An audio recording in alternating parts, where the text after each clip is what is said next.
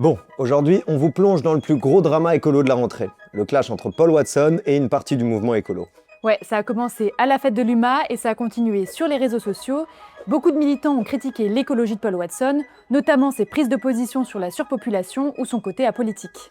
On a assisté à un joli ping-pong médiatique, chacun y allant de son poste pour défendre sa vision de l'écologie radicale. Paul Watson rappelle que c'est un militant qui effectivement sauve des baleines mais qui est également proche de plein de personnalités d'extrême droite. Paul Watson appelle à diminuer la population mondiale en faisant baisser l'immigration et en faisant peser tout le poids de cette mesure atroce par les pays du Sud. Tu crois que moi, je serais amie, je défendrais autant quelqu'un comme Paul Watson, s'il était le facho-raciste misogyne que tu dis qu'il est, Marie Churon? Est-ce que tu connais Paul Watson? Est-ce que tu as déjà parlé avec lui? Alors on a laissé un peu retomber la sauce avant d'y revenir. Ouais, parce que cette histoire illustre quelque chose de plus profond. La fracture au sein du mouvement écolo qui est loin, très loin, d'être un mouvement uni, apaisé et cohérent. Et c'est ok. Mais surtout, ça illustre les angles morts d'une certaine écologie universaliste, qui peine encore aujourd'hui à prendre en compte les questions de racisme. Bref, on a parlé avec des militants écolos et surtout avec Paul Watson lui-même pour comprendre les angles morts que peut porter sa vision de l'écologie. Mais reprenons depuis le début. Déjà, c'est qui Paul Watson ? Paul Watson, c'est un activiste environnemental de la première heure, membre influent de Greenpeace dans les années 70. Mais suite à des désaccords sur les modes d'action, il part fonder Earth Force, une sorte de police de la Terre, qui deviendra Sea Shepherd, ONG de protection des océans. Son combat, c'est de défendre la vie marine. Et ça passe par différentes actions qu'il va mettre en place avec son ONG. Dans les années 2000, Paul Watson se fait mondialement connaître grâce à la série Whale Wars, Justicier des mers en français, qui met en scène les aventures de l'ONG contre la pêche baleinière japonaise. You leave these waters immediately, you're in a whale sanctuary. We are going to treat you no differently than illegal poachers. We are not here to protest, we are here to enforce international conservation law. Ce qu'il a fait connaître chez nous, c'est plutôt ses campagnes et actions choc, soutenues notamment par Nicolas Hulot ou par Brigitte Bardot, avec qui il a été très proche puisqu'il s'est carrément réfugié chez elle en 2014 après avoir fui les États-Unis. Comment ça, il a fui les États-Unis ? Ouais, en fait, Paul Watson n'hésite pas à commettre des actes illégaux au regard du droit de certains États, comme l'éperonage de navires baleiniers en haute mer ou le sabotage d'équipements de pêche. Ces modes d'action, il les qualifie d'actions directes, agressives, non violentes. Et ça lui a valu le surnom de pirate de l'écologie ou d'éco-terroriste par certains gouvernements ou ONG, et c'est surtout le cas par les autorités japonaises qui ont longtemps demandé son extradition via Interpol. Bon, malgré tout, ces méthodes spectaculaires ont permis de médiatiser la lutte contre la chasse à la baleine et de propulser Paul Watson au rang d'icône du combat environnemental. Mais le 21 juillet 2024, Watson est interpellé au Groenland sur la base d'un mandat d'arrêt japonais datant de 2012. Il passe 149 jours en détention provisoire, risquant l'extradition vers le Japon. Finalement, le 17 décembre 2024, le Danemark refuse l'extradition et libère Paul Watson. En France, tout le monde a pris sa défense et célébré sa libération, de la France insoumise en passant par le gouvernement d'Emmanuel Macron jusqu'au Rassemblement national.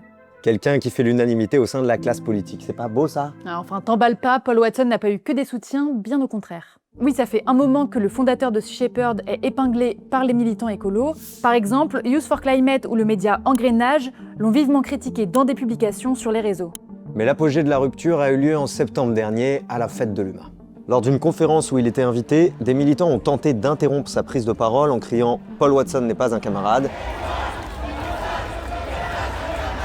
voire en l'accusant d'être un écofasciste. Ça a engendré des heurts entre eux et la sécurité, pendant que le reste du public continuait d'acclamer Paul Watson. Bon, et du coup, c'est quoi les critiques ? D'abord, certains l'accusent d'être complaisant avec l'extrême droite en raison de sa proximité avec certaines de ses figures. Par exemple, son amitié avec Brigitte Bardot, qui a été condamnée plusieurs fois pour incitation à la haine et qui est ouvertement un soutien du RN, lui a souvent été reprochée. Leur amitié remonte à 1977, quand Brigitte Bardot l'accompagne sur une action contre le massacre des bébés phoques au Canada. Selon Paul Watson, les photos de Brigitte Bardot qui pose sur la banquise ont sauvé des millions de bébés phoques. Depuis, Paul Watson n'a jamais caché sa reconnaissance et son amitié avec elle, qui ne se limite pas juste à cet épisode. C'était une donatrice régulière, elle a un navire à son nom dont on peut d'ailleurs discuter du premier design, et elle l'a ouvertement soutenu quand il était emprisonné au Groenland l'année dernière. Paul Watson refuse de s'excuser de son amitié avec Brigitte Bardot parce que, je cite, « il ne se préoccupe pas des opinions politiques de ses alliés tant qu'ils sont écologiquement corrects ». Bref, beaucoup de gens considèrent qu'il a une vision apolitique de l'écologie, qui met de côté les enjeux de classe, de genre, de race, et qu'en ne dénonçant pas le racisme de ses soutiens, Paul Watson le cautionne implicitement. Pour Lamia Essemlali, présidente de Sea Shepherd France qu'on a aussi interviewée, ces accusations sont simplistes et faciles pour les personnes qui ne connaissent pas Paul Watson, qui, selon elle, fait des actions qui sont éminemment politiques. Et ce qui est intéressant, encore une fois, c'est de voir ce qu'il dit et de voir ce qu'il fait. Et tout ce qu'il a fait pour des causes humanitaires sans s'en vanter, ça montre bien de facto, au-delà de tout ce qu'on peut essayer de lui faire dire, que évidemment qu'il est dans une logique de justice sociale. Mais ce que reprochent les militants écologistes antiracistes comme Alaa Bounedjah Rajdi, c'est que cette vision apolitique de l'écologie est un luxe qui est réservé à ceux qui ne subissent pas d'oppression. Comment peut-on être apolitique si on est un jeune homme noir ou arabe en France qui souhaite rejoindre une marche climat par exemple et qui se ferait contrôler au faciès sur le trajet? Comment on ne peut pas associer les revendications personnelles qui sont celles de la liberté de circulation sans être harcelé par la police et les institutions, à la mobilisation et le fait de se mobiliser pour le climat. Donc en fait, Paul Watson est trop privilégié et l'écologie dite apolitique est une écologie hors sol, une écologie de personnes privilégiées. Bon, il y a beaucoup d'autres critiques qui font débat. Paul Watson se comporterait comme un gourou, il nierait les droits des peuples autochtones et il instrumentaliserait les femmes charmantes pour servir sa cause. Et certaines d'entre elles illustrent clairement des angles morts de la pensée écolo. Par exemple, il a pris position sur l'un des plus gros tabous de l'écologie, la question de la surpopulation. Il estime qu'on est beaucoup trop sur Terre. Dans Le combat d'une vie, il écrit « La plus grande menace qui pèse sur la biodiversité de la planète, c'est la démographie galopante de la population humaine. » Pourquoi ?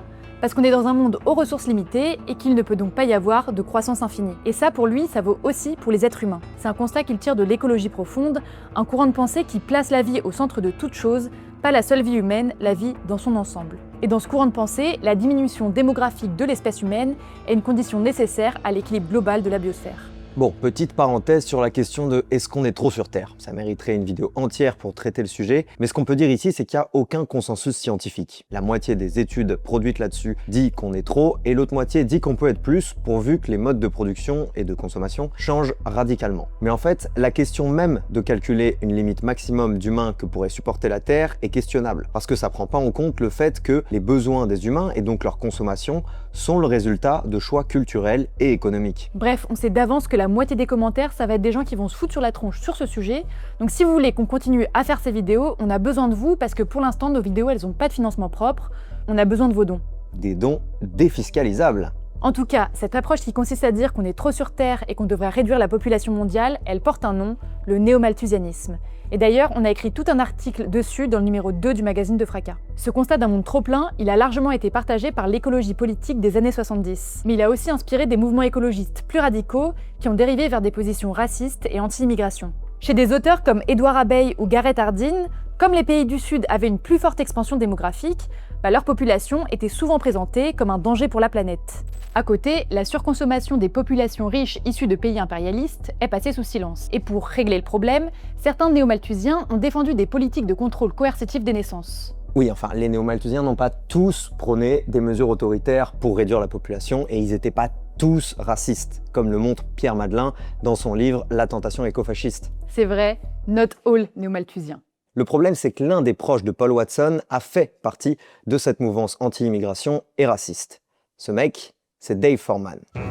Dave Foreman, c'est un écologiste assez célèbre aux États-Unis. C'est le fondateur de Earth First, une organisation d'écologie radicale bien connue dans les années 80. Il est décédé en 2022 et il était particulièrement attaché à la préservation d'une nature sauvage dans laquelle les humains n'altèrent pas leur environnement.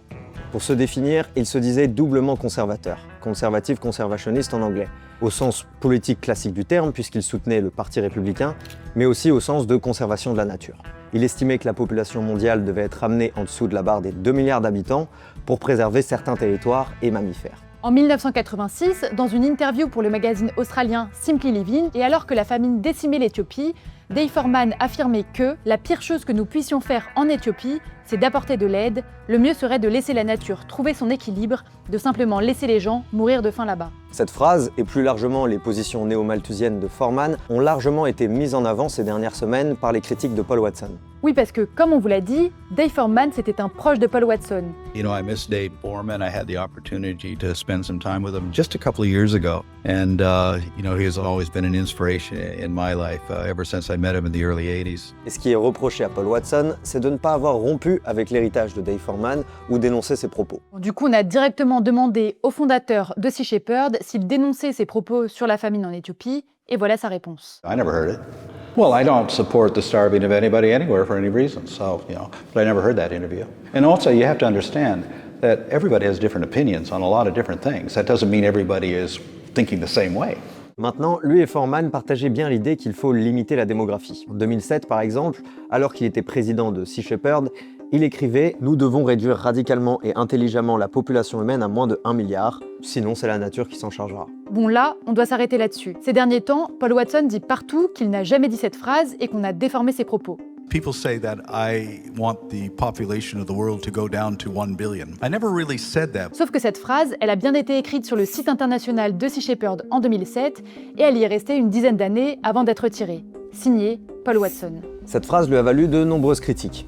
Normal, comment réduire la population sans discriminer? Il y a quelques années, il avait émis l'idée de créer un permis pour avoir le droit de faire des enfants, tout en soulignant tous les problèmes éthiques que ça posait. Selon Ala Bounedjah Rajdi, parler du contrôle des naissances ou des populations, ça a toujours une dimension raciste historiquement. Quand on parle de régulation de la population, on ne peut pas faire comme si on était dans un contexte neutre, que ça n'avait jamais existé, qu'il n'y avait pas déjà des politiques en œuvre. Que ce soit au Pérou, en Suède, aux États-Unis, en Inde, en France, les campagnes pour lutter contre la surpopulation se sont faites sur des populations marginalisées, souvent racisées.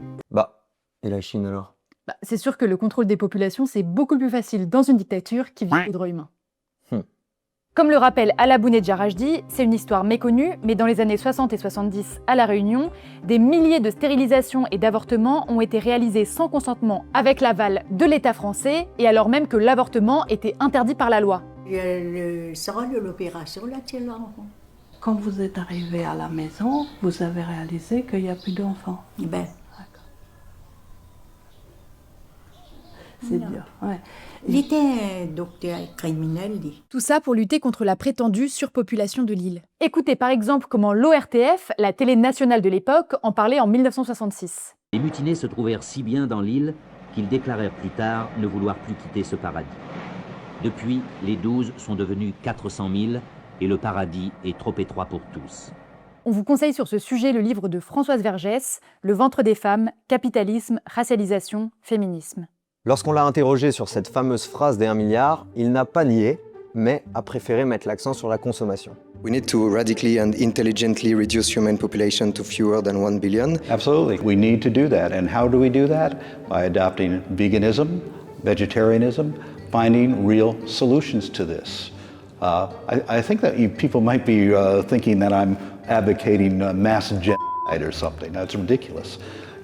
What I'm talking about is we need solutions. Well, it's not so much population, it's consumerism. Et là, on peut noter un changement de position qui, à la lumière de toutes les critiques qu'on vient de voir sur le néo-malthusianisme, est clairement le bienvenu. So how do we solve this problem? Well, that's a difficult one because first of all, we have to solve the problem of out-of-control human population. We have to find ways of stopping human population growth in a responsible manner. It's a kind of Malthusian theory. Yes, but what is your opinion about that? Well, it is. I mean, but the population will not grow beyond 12 billion. That's the limit, because it'll crash before that. Mais bon, le principal, c'est qu'ils disent qu'il a changé d'avis, non? Non? So you believe that humanity's biggest challenge is overpopulation? I never said it was the biggest challenge facing humanity. The biggest challenge is climate change, followed by diminishment of diversity in the ocean and on land. I think that those are the two foremost things that are threatening our future. In Earth Force, you wrote that it was the main problem. So did you change your mind since then? No, I think it was probably just taken out of context. I never said it was the biggest challenge. Bon, après, ce serait exagéré de dire que ses positions sur la surpopulation, c'est sa contribution majeure au mouvement écolo. Ouais, c'est vrai. Mais bon, quand même, hein, un sacré moment d'interview. En tout cas, il a changé de discours. Tant mieux, mais il y a une chose sur laquelle il n'a pas changé d'avis. Quand on l'a interrogé sur les responsabilités différenciées, le fait que par exemple la consommation des 1% les plus riches émet 2 fois plus de carbone que celle de 50% les plus pauvres, il a été très clair en répétant plusieurs fois qu'on s'en fichait de qui était responsable. Doesn't matter who's responsible. The cumulative effect is the same, ecological collapse. So how do we deal with that? Take down the oil companies. What kind of politicians do we have are going to do it? Because I'll tell you right now, there's a lot of poor people in the world who vote for these people against their own interests. And that because the problem is that the rich want to be richer and the poor want to be rich. And that is human nature. Là, on arrive au cœur de l'angle mort. Pour Paul Watson, les humains veulent toujours plus et c'est dans la nature humaine. Il explique que les responsables sont les compagnies pétrolières et les médias de masse, mais en même temps, il dit que l'humanité est en guerre.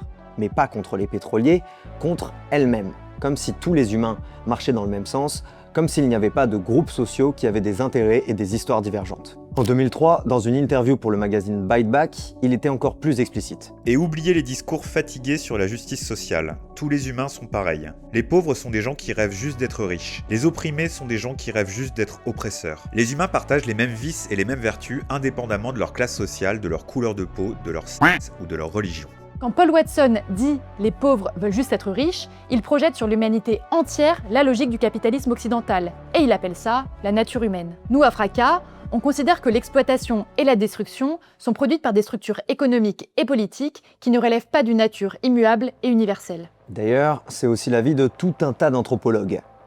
C'est même le principe de l'anthropologie, en fait. James C. Scott a montré que les sociétés paysannes recherchaient la sécurité de la subsistance et non la maximisation des profits. Pierre Clastre a documenté des sociétés amazoniennes qui ont développé des institutions spécifiques pour empêcher l'accumulation des biens et du pouvoir. Selon Marshall Salins, l'idée même d'une nature humaine est un produit culturel de l'Occident moderne qui projette ses propres valeurs sur l'ensemble de l'humanité. S'il y a bien une chose qu'on peut accumuler, c'est les travaux qui montrent que les humains ne cherchent pas toujours à accumuler. L'angle mort de Paul Watson est double. Il naturalise ce qui n'est que le produit du capitalisme et il efface des milliers d'années de formes sociales radicalement différentes. C'est exactement contre ça que se battent les militants et militantes décoloniaux.